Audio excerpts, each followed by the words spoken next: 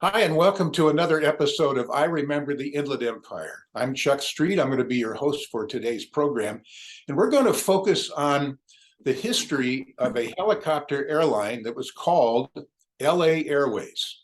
And it did service areas in the Inland Empire, including San Bernardino and Ontario and Redlands. And probably the most famous route was between LAX and Disneyland. Apparently, Walt Disney really believed in the technology, and he thought that it would enhance the atmosphere at Disneyland. So he welcomed LA Airways to their resort. And then there were several other locations that were serviced as well, including Newport Beach at Newport Dunes. Today, we're going to talk with someone who actually worked at LA Airways for 10 years, and that's Bill Withicone. Now, Bill has a very distinguished career. He's a Cleveland native. He was in the U.S. Air Force, and as I understand it, he focused on the maintenance side of things. And then after he had fulfilled his commitment to the United States Air Force, he was hired by LA Airways, and he spent 10 years there. After leaving LA Airways, he joined the FAA as a maintenance inspector because of his extensive experience in that area. He also was in flight standards, and he spent 45 years working for the FAA and actually rose to the position of the Western Region Administrator, which oversaw 4 states and most of the Pacific Ocean, all the way out to Japan. So he is indeed a very distinguished aviation person, and we're thrilled to have you with us today. So, Bill, welcome to the program. Well, thank you, Chuck. I appreciate it. And also Mike, who's on. I appreciate that very much. And I'm certainly interested in talking about the history of Los Angeles Airways.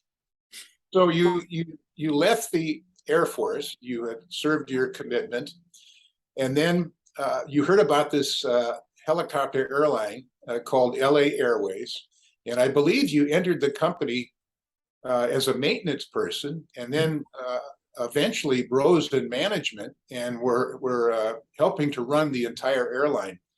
It's my understanding that LA Airways started in 1947, and initially they were transporting the mail, and then in 1954, I think they were given the authorization by the Civil Aeronautics Board, which was the precursor right to the FAA, to carry passengers with scheduled service. So tell us what you know about that, how you transitioned from delivering the mail to finally transporting passengers around the Southern California area. Well, obviously, the owner of and operator of Los Angeles Airways was a guy by the name of Clarence Boleyn. He was a former Army aviator, and he was on the aviation side, maintenance side of the house as well. And when I started working for them, they were obviously, that was during the late 1950s. They had started operations in 1947, as Chuck indicated.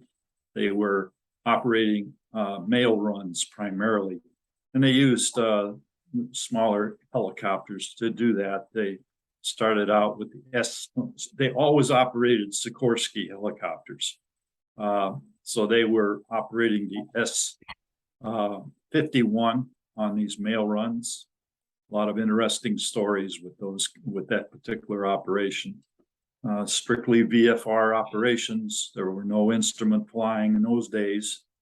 And also they then branched out to the Sikorsky S-55, which is a little bigger helicopter that they could operate on some of those runs. And that's the kind of helicopter that they entered into service when they started carrying passengers. So they had a combined operation for a while in the 1950s that was both S-55s operating, carrying passengers and mail as well. It wasn't until the early 1960s that they started operating the larger helicopters, the S-61 helicopter that was called the S-61L because it had landing gear on it and not just retractable gear under floats that are on the side of the Navy type aircraft. The U.S. Navy operated these aircraft for a long time as well during that time period. And that played a key role in the formation of, as a matter of fact, the helicopter industry and the helicopter airline industry throughout the United States. There were several different ones that were in operation throughout the country. Los Angeles World Airways, or I should say Los Angeles Airways, was one of them. Chicago helicopters, New York helicopters, and New York Airways, I should say.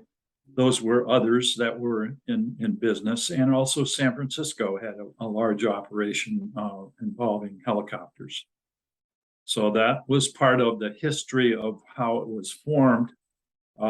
It was formed because Congress recognized that there was a need for this type of vertical operations around crowded cities in particular.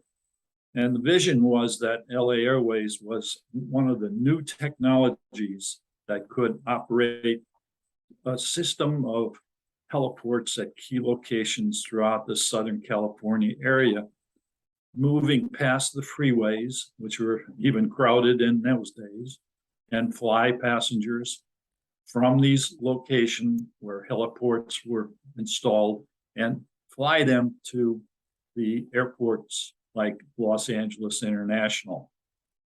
So that was the original design and the thought behind the formation of these helicopter airlines across the country. And LA Airways was one of them. They had a base located on LAX. It sat on the south side of the airport and essentially was in a hangar that had been built back in the 1930s. And that hangar was big enough to be capable to put 2 or 3 helicopters of the size of the S-61 in there for maintenance purposes. And the headquarters operation of the helicopter company management was there. And at one time that company employed probably close to 200 people. So Bill, it's my understanding, in fact, I remember this growing up in San Bernardino, that LA Airways landed near the National Orange Show across the street from there. They landed at Ontario Airport and they landed in Redlands. Right. What do you remember about those destinations? Well, they were just like the helicopter industry, they were new. That was required to set up some sort of facility that would be usable in that particular area that they wanted to serve. So the company designed, as I said previously, there's a heliport design that needed to be put in place at these various locations in the Inland Empire where they operated. And they would set up a building that had the facilities to serve as a terminal. And that terminal would be staffed with people that collected tickets and sold tickets and provided a place for people to wait for the arriving or departing helicopters.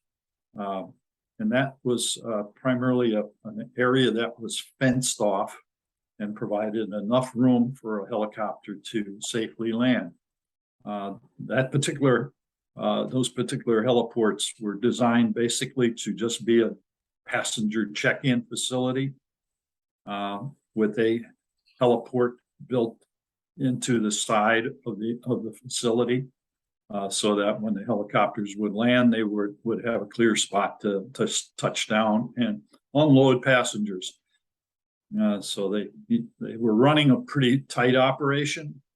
They would land Sometimes they wouldn't even shut down the helicopter. They would just sit and idle and unload passengers and freight from the helicopter, and then load passengers on board and take off again and head back to their destination, which was usually Los Angeles International Airport.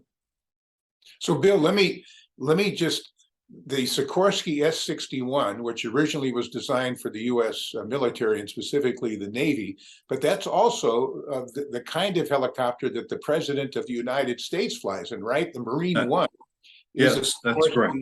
S-61. Mhm. Now, so obviously, some people in Congress believed in this concept of commuting by helicopter. And so they were able to pass legislation that would subsidize these airlines that were starting up around the country. You mentioned the city of Chicago, New York, San Francisco, including LA. So they somehow believed that this would catch on, and so that they just wanted to prime the pump, so to speak. Is that accurate? Yeah, that's true. And that's why they subsidized the operations of these several different helicopter operators throughout the country. By subsidy, basically Congress would provide additional funding to support the operations, because they felt that this was a unique way to improve transportation throughout the what we would call the larger cities. And as a matter of fact, Los Angeles Airways and the founder of that company, Clarence Boulin, had a belief that the large cities would extend for miles outside of their current borders in the future. So this was his vision, was to provide some sort of transportation means that was effective and efficient and quick to move people from one place to another. In fact, he envisioned the city of the Southern California city of Los Angeles and San Diego to basically be merged into one. And if you look around today, it's almost there. That one big city, all the way from Central California down the coast to the Mexican border, basically. So the idea was that he was going to be able to serve this huge area here in Southern California. In fact, he was so dedicated to it that he named his helicopters Megapolis. And that's what the term for this large city was, Megapolis. So he would put Megapolis 1, 2, and 3 on the side of his helicopters so that he could identify which ones. Of course, they operated by a company number. That's how we knew them, but he always named them after a large city.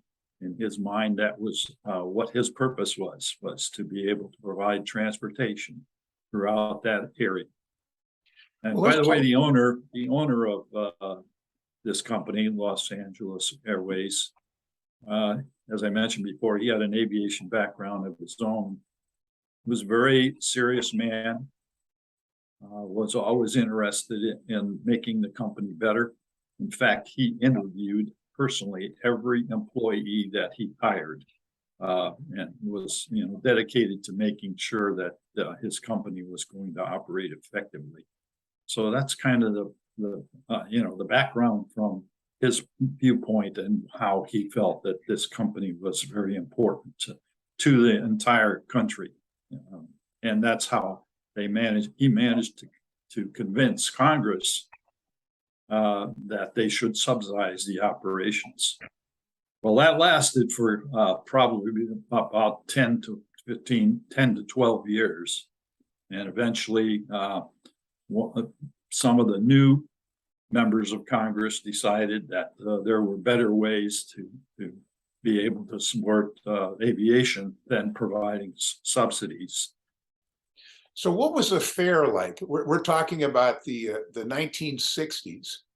And right. Typically, what do you think it cost to buy a ticket on one of LA Airways helicopters, say from LAX to Disneyland. Do you remember?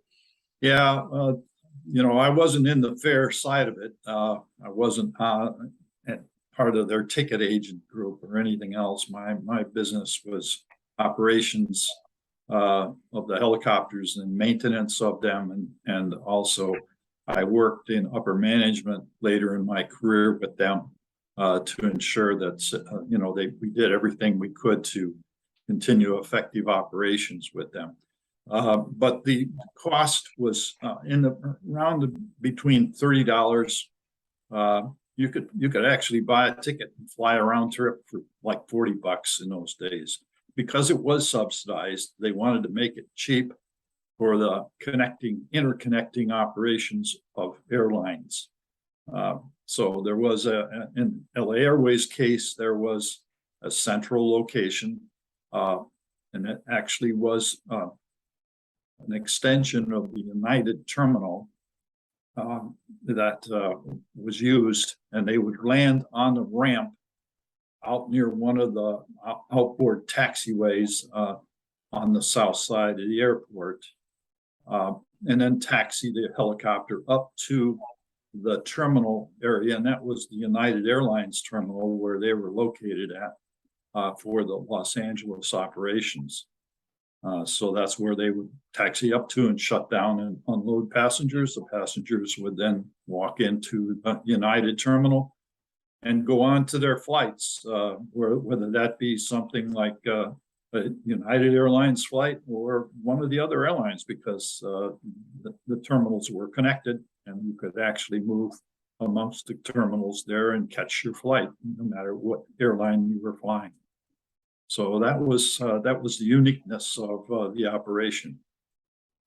How many seats were in the Sikorsky S-61 helicopter? How many passengers could you take at one time? 28 passengers and 2 flight crew members, besides the pilot and co-pilot, which always were operating. There was a flight attendant that was seated in back, and there was capability of having 2 flight attendants if they needed, but they always seemed to operate with just 1 flight attendant. And there was a flight attendant station in the middle of the passenger area where he had a jump seat that he was able to sit near one of the exits. We had, in those days, we had what was called the air stair door. When you opened one of the central exits, it became a stairway. So the passengers could walk down that stair and depart the helicopter with no problem. So you talked about eventually there were a couple of accidents that really impacted the perception of the company.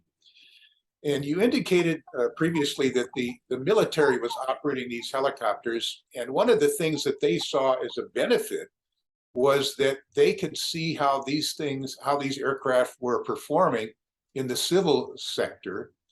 And they were hoping to learn what they could from it. Can you talk about that? Because I know you have an extensive maintenance background, and you were overseeing that portion of the operation with Airways. Yeah, well, one of the things that the military was interested in was what happens when they get high-time helicopter operations. In other words, putting a lot of hours of operations on the components of military helicopters. So in its wisdom, when they provided some of the subsidies, the U.S. government depended upon relationship between the military and these operations of Los Angeles Airways in particular, because we were operating the same type of helicopter that the military was operating. And that was one of the benefits. We flew a lot. We had the highest time of any of the S-61 models on the airframes and the rotor systems on these helicopters. LA Airways was unique in one respect because they had an overhaul shop that was part of the operations and based there in that hangar. They could overhaul gearboxes. They could overhaul rotor heads. and they could also overhaul engines. They operated, General Electric was the provider of the jet engine aircraft, the jet engine types that were installed on the S-61 aircraft.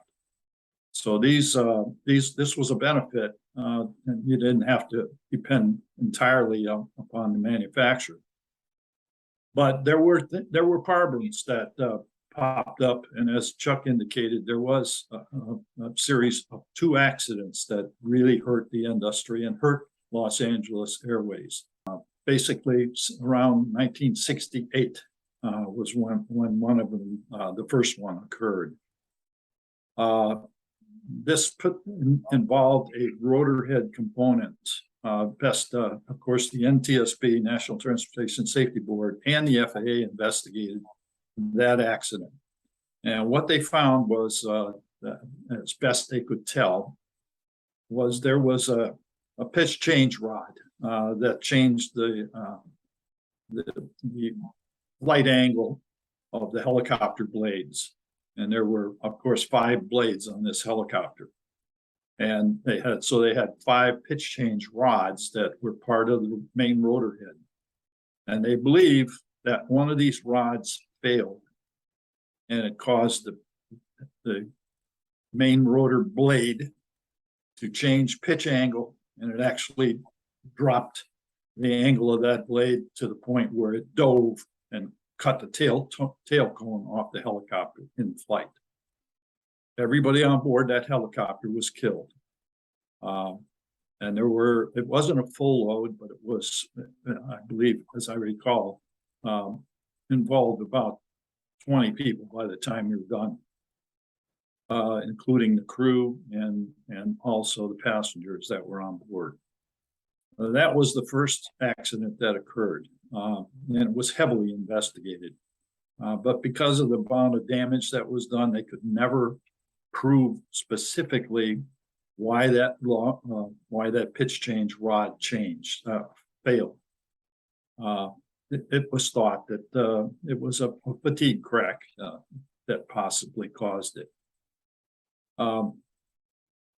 There was a second accident that occurred probably within 3 or 6 months later. And that particular accident was involving another flight with passengers on board and the crew. The pitch, in this particular case, it was a rotor head component that failed. It was one of the rotor head main cup structures that failed, and the rotor blade departed the aircraft. So it tore itself apart right in midair, basically, because of the imbalance of the rotor system. That was heavily investigated, and it turned out to be that there was a forging in the main rotor spindle that had cracked because of what they called inclusions in the forging of the spindle. That was a weak spot that had developed over time and was indetectable by normal non-destructive testing types of stuff that they had. That particular rotor head had been overhauled at Sikorsky plant back in Connecticut and brought back here to Los Angeles, where it was installed before the failure occurred.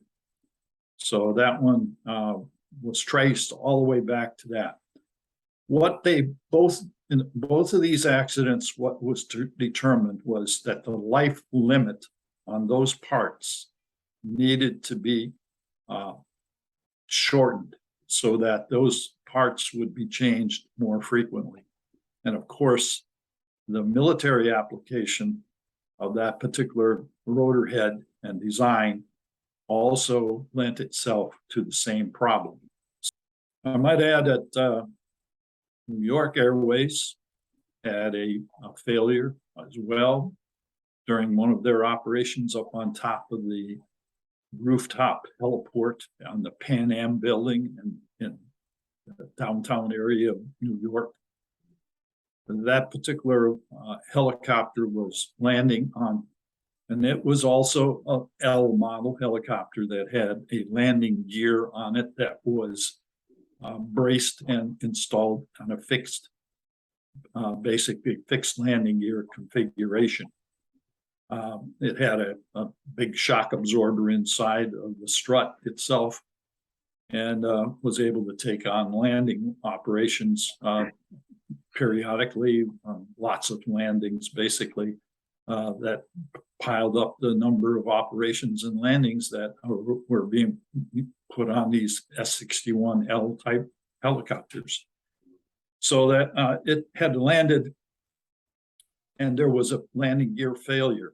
One of the struts attachment to the main fuselage broke, and it was again a structural failure. You know, hearing you describe those accidents, I think that viewers of this discussion will probably never want to fly in a helicopter again. but really, but to cap that off is that as a result of those accidents, new protocols were developed for maintenance and non-destructive testing to really look at these various components. I know I flew the Bell Jet Ranger for a total of 16,000 hours, and the main rotor blades had to be thrown away after 5,000 flight hours. Yeah, 5,000 flight hours. And before that aircraft could get certified, they had to demonstrate that those rotor blades would be more than safe for at least 5,000 hours. So a lot was learned from that. And then, of course, the technology today is much more sophisticated. The testing and maintenance is much more sophisticated. I know that around the 1984 Los Angeles Olympics, there was another company that started up with helicopter service called Spur. And they were using an aircraft that I believed it was manufactured in England. Is that correct? Was it the Westland Corporation that manufactured? Yeah, probably Westland was one of the big manufacturers in those days. Yeah. So, but they didn't last that long either. I think they were only in operation for about 2 years, and they started service about a year before the Olympics. And I think that they may have ceased operations about a year after the 1984 Olympic Games. So what do you think the future is for this kind of transportation? They call it, was it aerial mobility? Right. So now there's a lot of discussion about these new electric powered vertical takeoff and landing craft, which they call VTOLs, vertical takeoff and landing craft. In fact, Joby Aviation, which is based in Santa Cruz here in California, they expect to have their aircraft certified by the end of next year or early 2024. And again, it has no local carbon footprint. It's electric powered. And it has 6 rotors, which are much, they're like propellers, a lot of redundancy. So being a person who's been around the aviation industry for so many decades, and especially helicopter aviation and helicopter transport, what do you think the future is for this new kind of technology? Well, there's certainly a future for it. For one thing, the technology is very new, and there's still a lot of work to be done to be able to make sure that these aircraft are certified by the FAA and used in the aviation business for carrying passengers in a safe way, obviously. So it does require a certification, does require the FAA to establish certain operating regulations for these particular aircraft.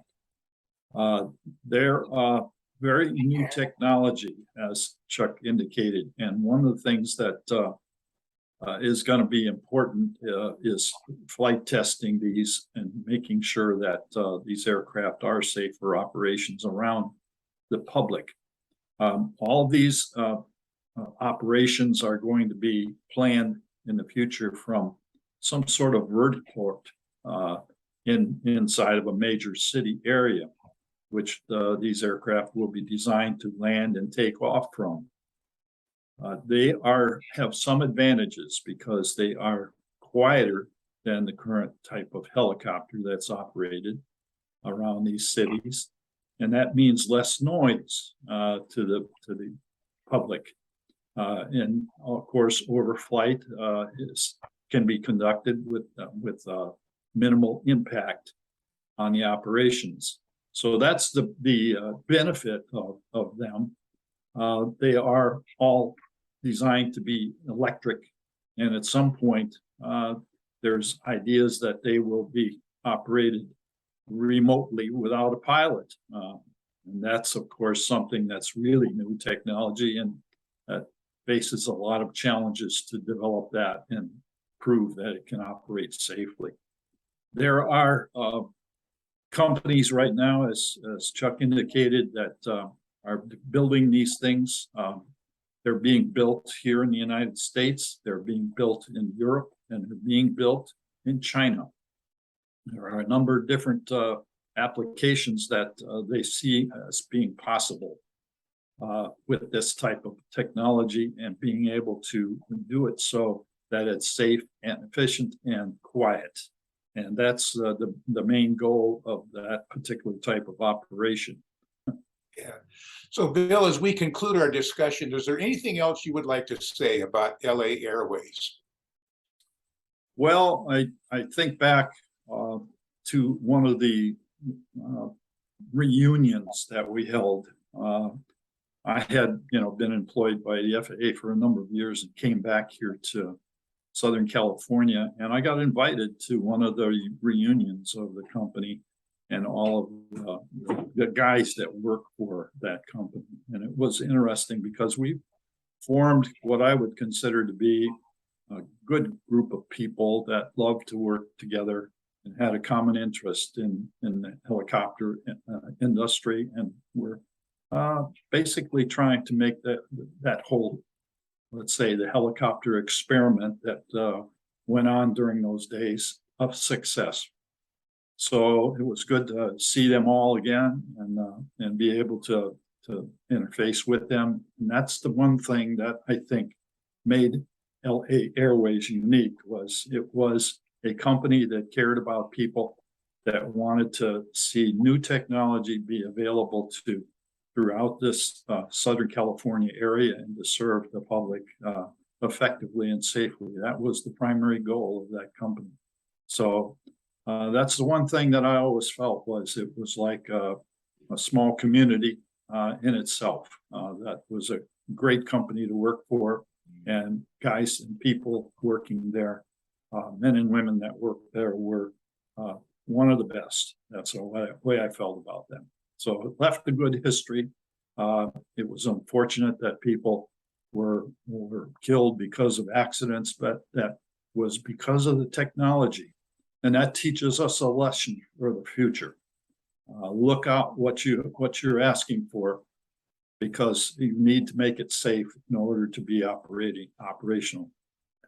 These eVTOL aircraft basically are rotating parts as well as the helicopter, and everything that flies needs to be safely maintained. And that's no different to the new technology using electricity to fly with versus the rotor systems on the helicopters that exist today. So more to come on that, I'm sure.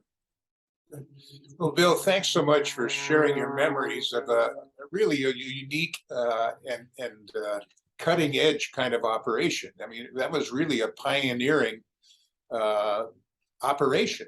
And absolutely. Yeah, for sure. So we really appreciate you sharing your memories of your experience there. And of course, later on, you spent all of that time with the FAA. So that kind of enlarged your perspective on air travel for sure. Absolutely.